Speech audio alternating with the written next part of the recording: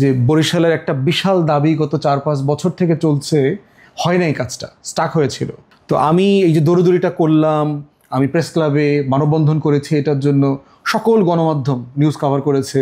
তো এই যে কাজটা করলাম, এই যে কাজটা হইলো, এটা একনাকে পাশ হয়েছে, কাজটা চলবে, এটা আমার খুব ভালো লাগতেছে। যে এটা আমাকে খুব, ধরেন যেটা একটা গান শুনে আপনি একটা নাটক দেখে সিনেমা দেখে যে আনন্দটা পেতেন, ওই আনন্দটা আমি তখন পাই যে আমার পরিশ্রমের কারণে এই মানুষগুলোর উপকার হয়েছে।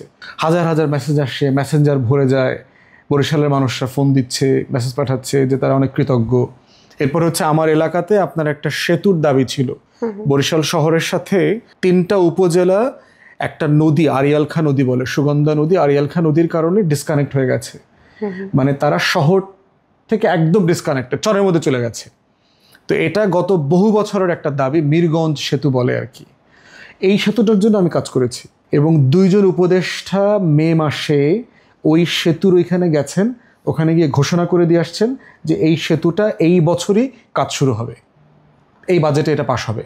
তো তখন দেখেন, এই যে আমি তো এমপি না, মন্ত্রী না, সরকারি দল না, কিন্তু আমার এই চিৎকার চেঁচামেচিতে এরপরে আরও একজন উপদেষ্টা, পরিকল্পনা উপদেষ্টা ওয়াহিদুল মাহমুদ সাহেব গেছে, 3 জন উপদেষ্টা বরিশালে গেছেন এই কাজগুলোকে এনশিওর করবার জন্য যেগুলো হবে।